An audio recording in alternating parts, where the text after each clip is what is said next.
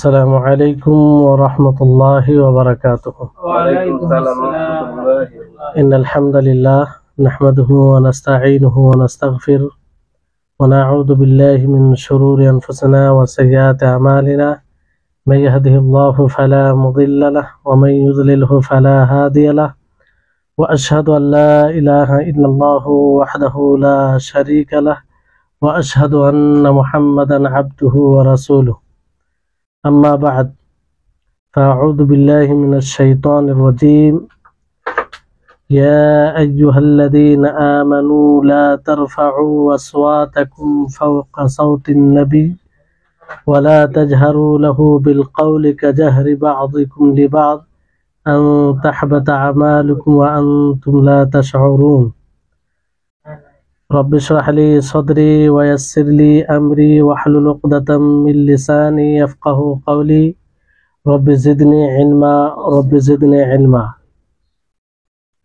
সম্মানিত আজকের ক্লাসে উপস্থিত দিনপ্রেমী ভাই সকল, সর্বপ্রথম সেই মহান সত্তার আমরা প্রশংসা করি যিনি আমাদের সকলকে আজকের এই কোরআনের ক্লাসে উপস্থিত হওয়ার তৌফিক দিয়েছেন।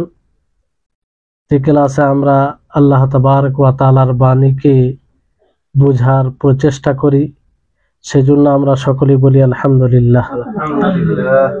তারপরে আমাদের সকলের প্রাণ প্রিয় নবী করিম মুহাম্মদ মুস্তাফা সাল্লাল্লাহু আলাইহি ওয়াসাল্লাম, ওনার উপর অসংখ্য শান্তির ধারা বর্ষিত হোক, যে ওনার মাধ্যমে আল্লাহ তাবারক ওয়া তাআলার বাণীকে আমরা বুঝার চেষ্টা করি অথবা ওনার বাণী বুঝতে সক্ষম হই।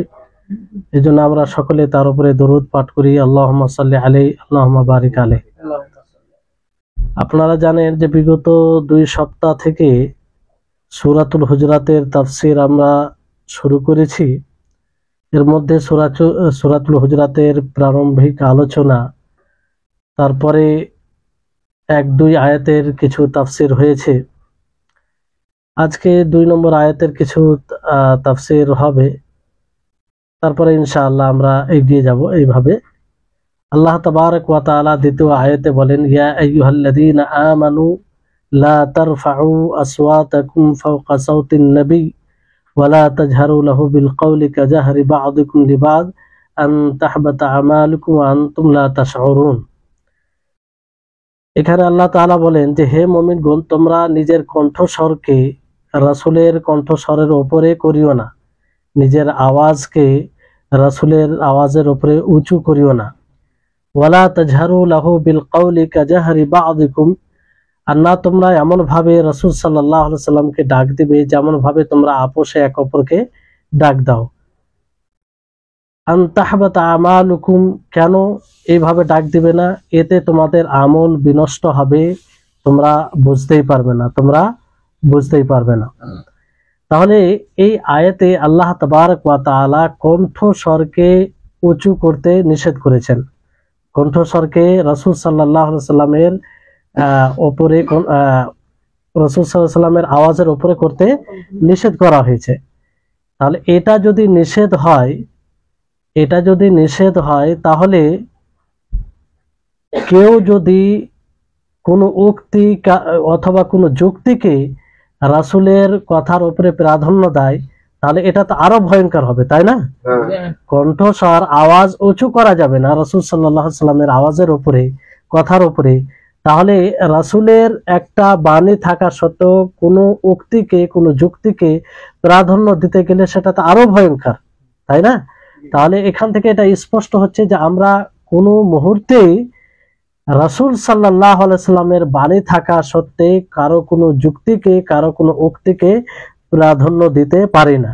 যদি আমরা প্রাধান্য দিই তো এটা আমাদের আমল বিনষ্ট হবে, এতে কোনো সন্দেহ নেই। বুঝতে পারলেন?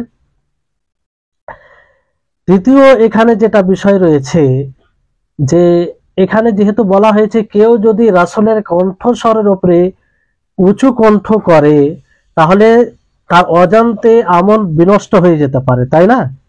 তো এই আয়াত থেকে কিন্তু মুতাজিলা অথবা খাওয়ারিজরা এটা দলিল দেয় যে যারা কাবিরা গুনাহ করে তারা মুখাল্লাদ ফিন্নার অর্থাৎ স্থায়ীভাবে তারা জাহান্নামী হয়ে যায়।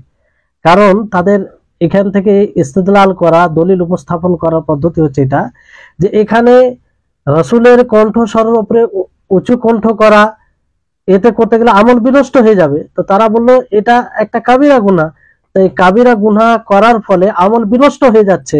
ফলে যে কোনো কাবিরা গুনাহ করতে গেলে কি হবে? আমল নষ্ট হয়ে যাবে, এইভাবে সে ইসলাম থেকে বের হয়ে যাবে। তাদের এটাই। কিন্তু তাদের কি এই দলিল সঠিক?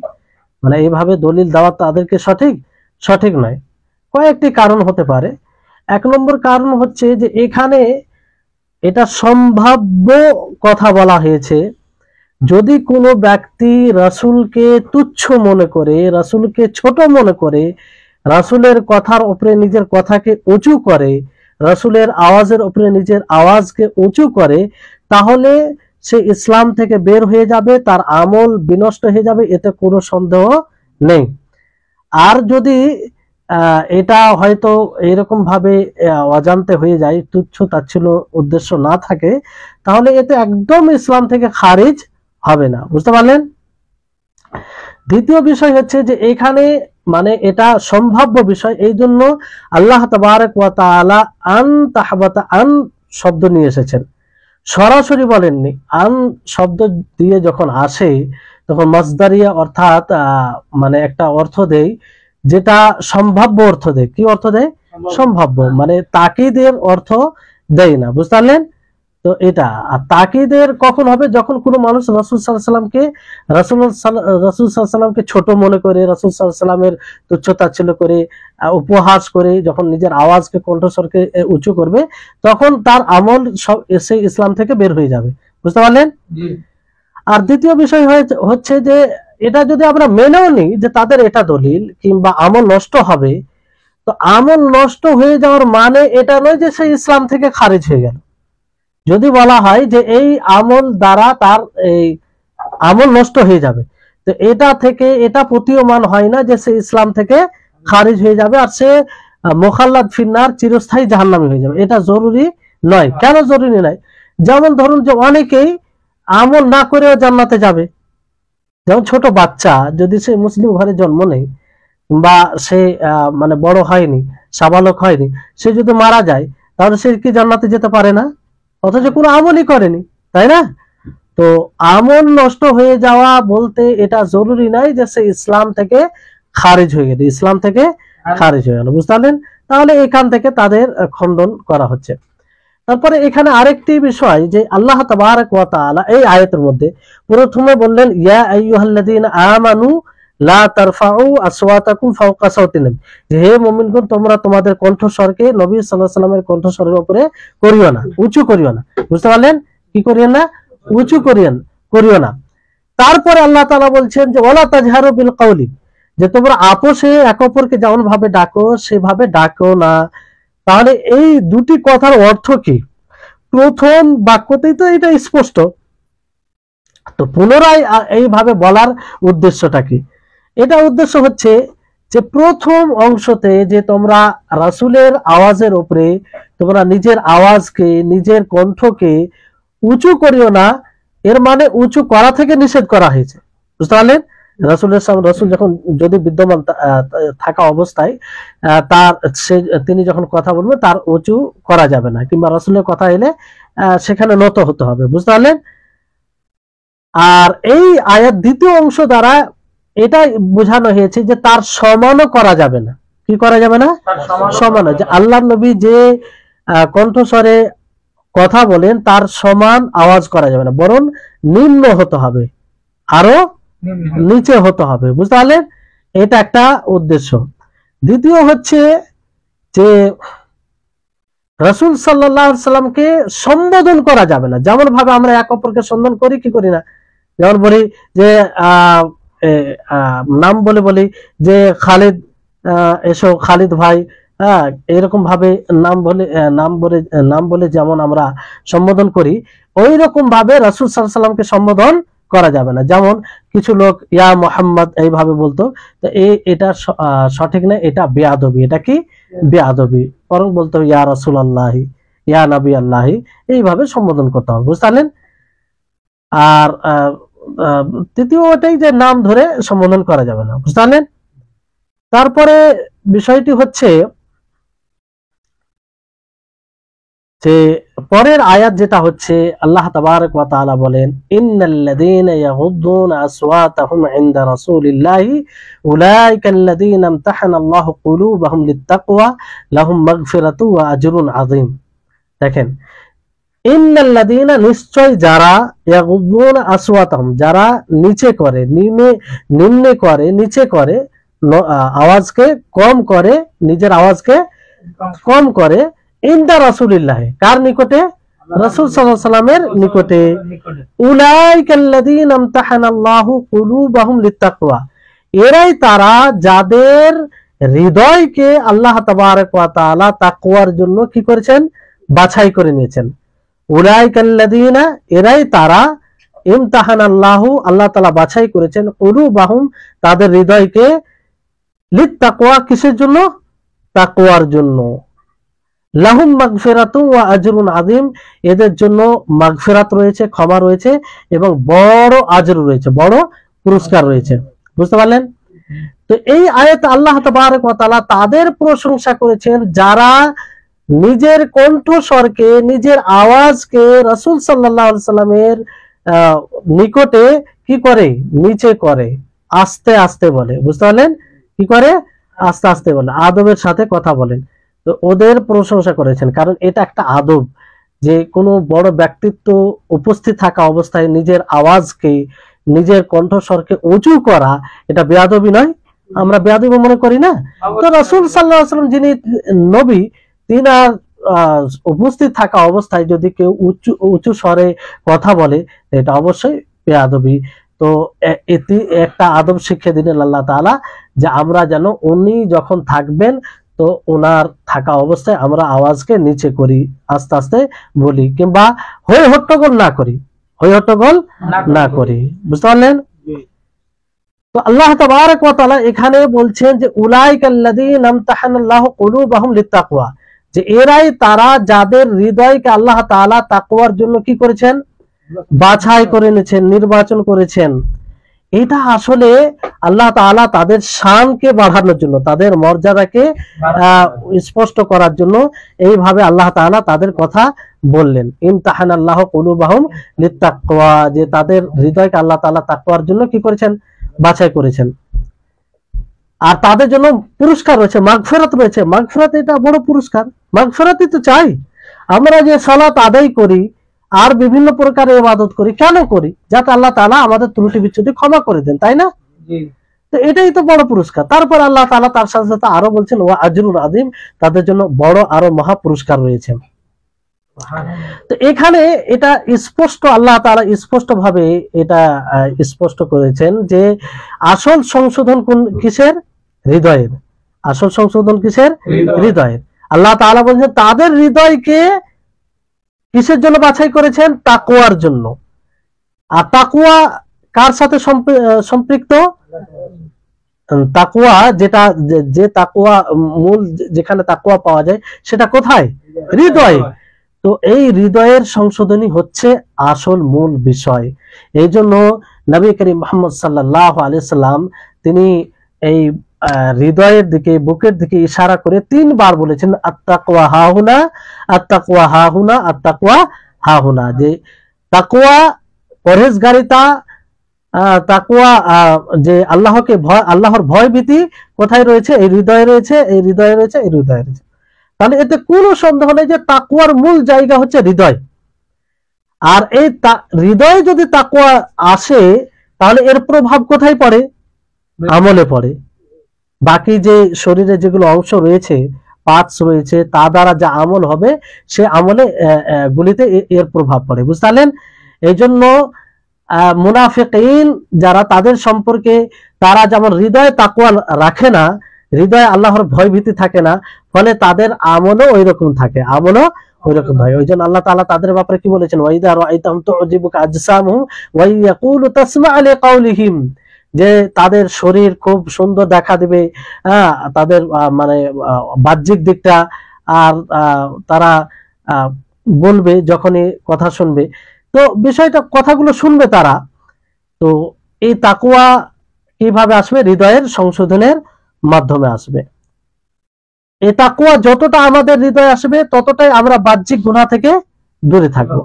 কোন ব্যক্তি যদি দাবি করে যে আমি তাকওয়া অবলম্বন করি, আল্লাহর ভয়ভীতি আমার আছে, আর তার প্যান্টটা খুন নিচে থাকে, দাড়ি কর্তন করে, যে দাড়ি ছেঁচে নেয়, তাহলে এটাকে তাকওয়ার আলামত হবে?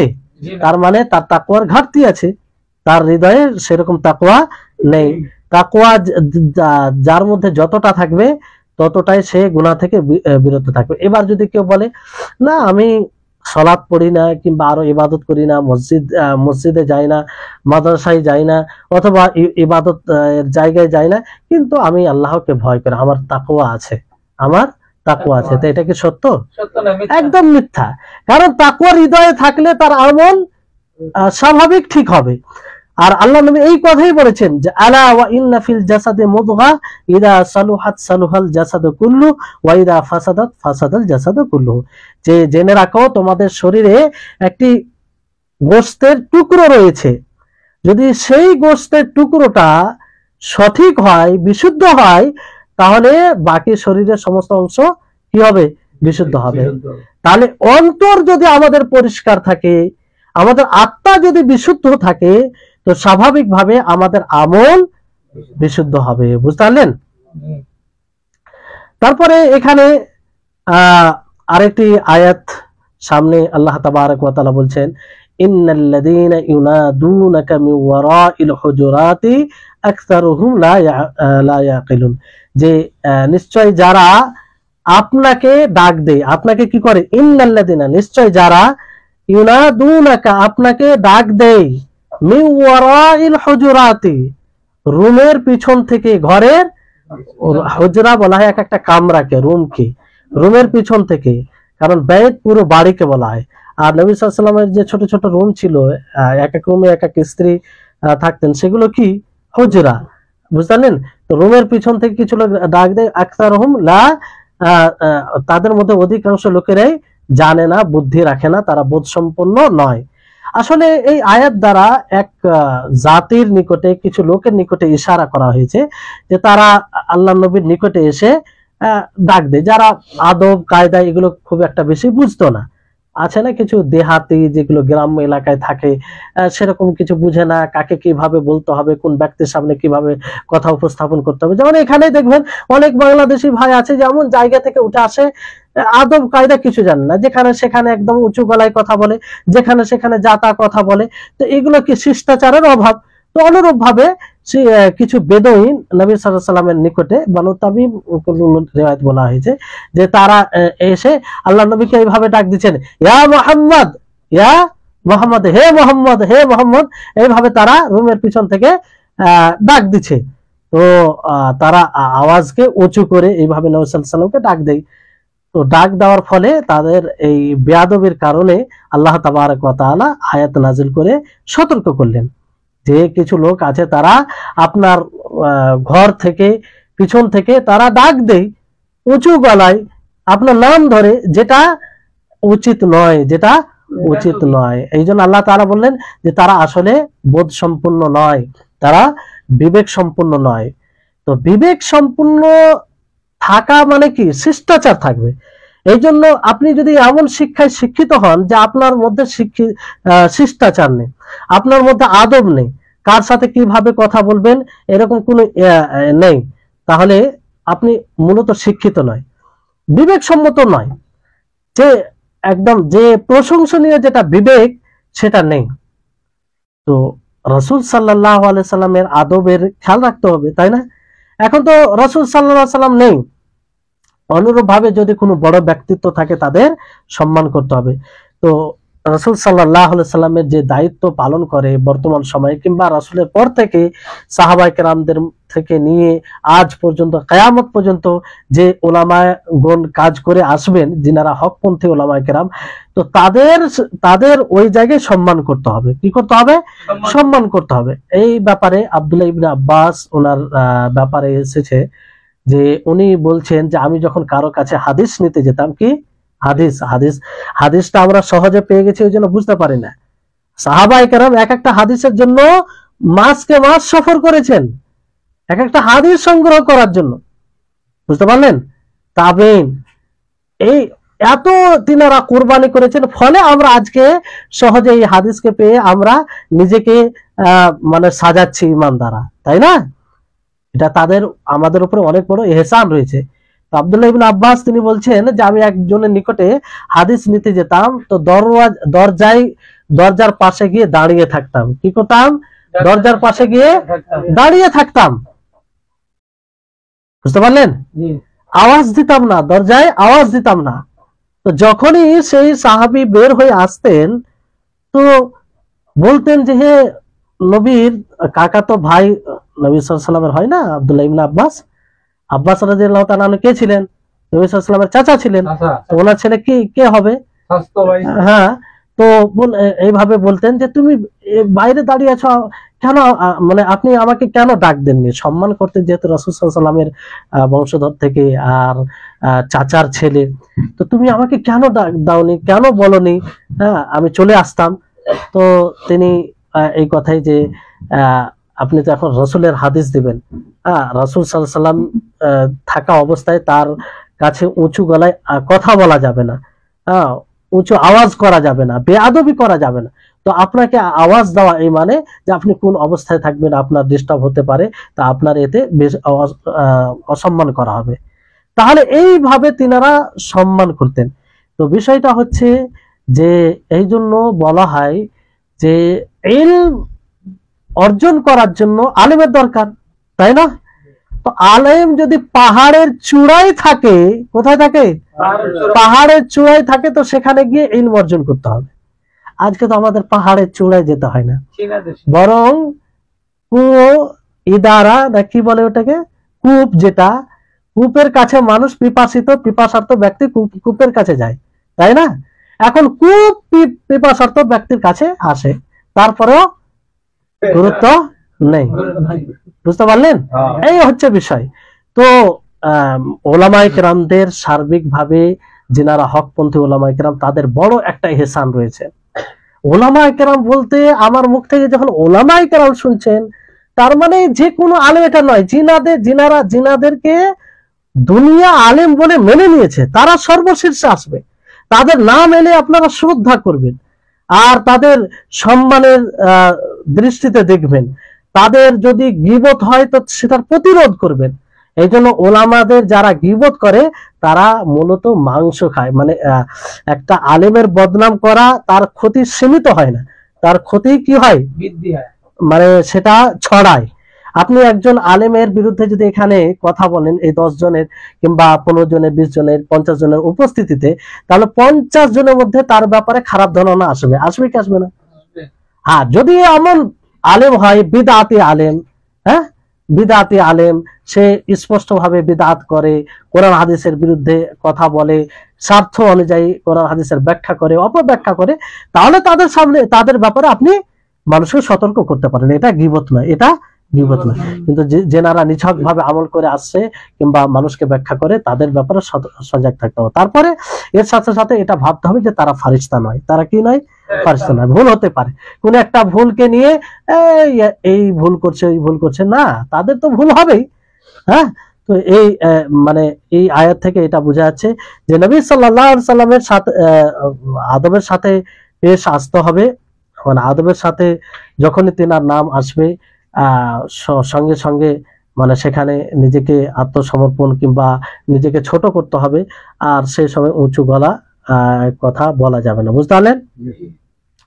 তারপরে আল্লাহ তাবারক ওয়া তাআলা বলেন, ওয়ালাউ আন্নাহুম সাবারু হাত্তা তাখরুজা ইলাইহিম লাকানা খায়রান লাহুম, যে তারা যদি সবর করত। কি করত? এই যে যারা রুমের পিছন থেকে ডাক দিত, কি করত? হে মোহাম্মদ, এইভাবে, হে মোহাম্মদ, আমরা যেমন ডাকি না কাউকে যে ইমরান হে, কিংবা আরো কোন নাম নিয়ে এরকম ভাবে ডাক দিয়ে কি দি না। তো এইভাবে তারা যেহেতু বেদুইন ছিল, তারা মানে শিষ্টাচার থেকে, ইসলামী আদব কায়দা থেকে ওইরকম অবগত ছিল না, ফলে এইভাবে ডাক দিত। তো এইভাবে ডাক দেওয়া থেকে তাদেরকে সতর্ক করা হলো। তো তাদের ব্যাপারে আল্লাহ তাআলা বলছেন, ওয়ালাউ আন্নাহুম সাবারু, যদি তারা ধৈর্য অবলম্বন করত, কি করত? ধৈর্য অবলম্বন করত। হাত্তা তাখরুজা ইলাইহিম, নবী সাল্লাল্লাহু আলাইহি সাল্লামের তাদের নিকটে আসা পর্যন্ত, নবী সাল্লাল্লাহু আলাইহি সাল্লামের তাদের নিকটে আসা পর্যন্ত, লাকানা খায়রাল লাহুম, তাহলে তাদের জন্য এটা কি হতো? উত্তম হতো। তাদের জন্য কি হতো? এটা উত্তম হতো। তো এখানে আরেকটা মানে আদবের কথা, যে ধৈর্য অবলম্বন করতে হবে, অধৈর্য হলে হবে না। তো এখানে রাসূল সাল্লাল্লাহু আলাইহি সাল্লামের ক্ষেত্রে অনুরূপ ভাবে আপনি ইলম অর্জন করতে গিয়ে, শরীয়তের জ্ঞান অর্জন করতে গিয়ে যদি আপনাকে কষ্টের সম্মুখীন হতে হয়, সেখানে ধৈর্য অবলম্বন করতে হবে কি হবে না? অবশ্যই করতে হবে ধৈর্য। তারপরে আল্লাহ তাবারক ওয়া তাআলা কি বলছেন? ওয়াল্লাহু গফুরুর রহিম। এই কথা বলা পরে দেখেন কথার পিছনে আল্লাহ তাআলা কি বললেন? প্রথমে বললেন যে কিছু লোক আছে যারা রুমের পিছন থেকে আল্লাহর নবীকে ডাক দেয় নাম বলে। তারপর আল্লাহ তাআলা কি বলছেন? যদি তারা ধৈর্য অবলম্বন করতো নবী সাল্লাল্লাহু আলাইহি ওয়াসাল্লাম তাদের নিকটে বের হওয়া পর্যন্ত, তাহলে তাদের জন্য উত্তম। তারপর আল্লাহ তাআলা বলছেন ওয়াল্লাহু গফুরুর রহিম, যে আল্লাহ তাআলা তিনি ক্ষমাশীল ও দয়াশীল।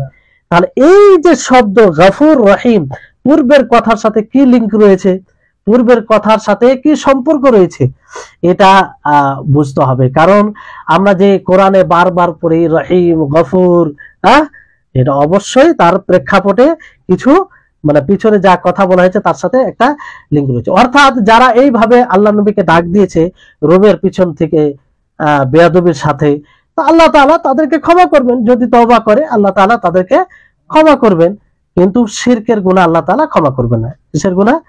শিরকের গুনাহ ক্ষমা করবেন না যতক্ষণ না তওবা না করবে।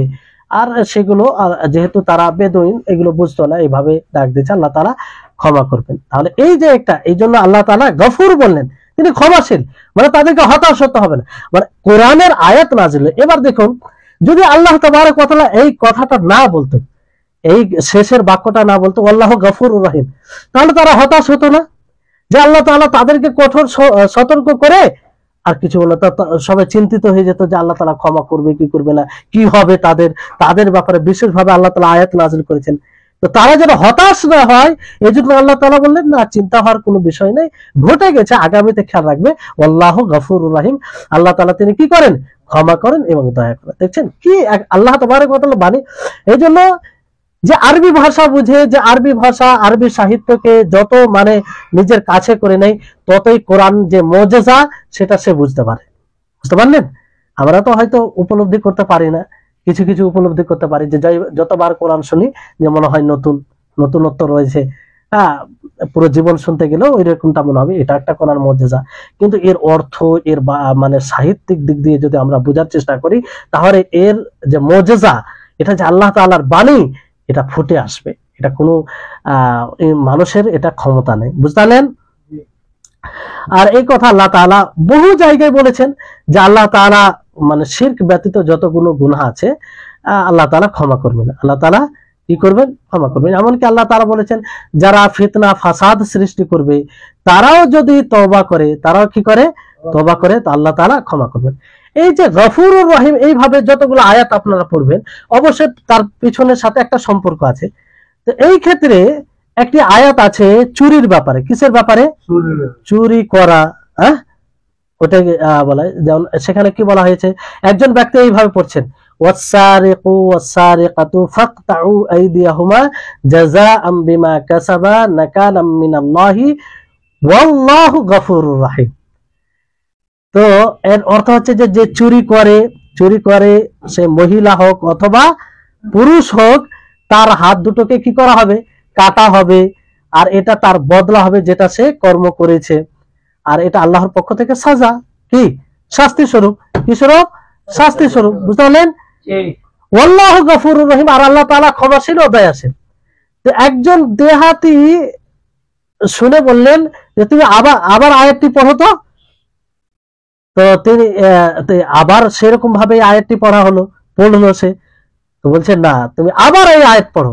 তখন আবার যখন পড়লো, তৃতীয়বার পড়লো, তখন শেষে বলছেন আল্লাহু আজিজুন হাকিম। তখন তিনি বললেন এবার তুমি সঠিক পড়লে, এবার তুমি সঠিক পড়লে। এটা কেন? যে আল্লাহ তাবারক ওয়া তাআলা শাস্তির কথা বলে এটা কেন বলবেন যে আল্লাহ তাআলা ক্ষমাশীল ও দয়াশীল? সেখানে তো ক্ষমার ব্যাপার থাকলে তো আল্লাহ তাআলা ক্ষমা করে দিতেন। কাটার কথা তো বলতেন না যে তাদের হাতকে কাটো। তো আজিজুল হাকিম, আজিম মানে পরাক্রমশালী, আর হাকিম মানে প্রজ্ঞাময়, হিকমত।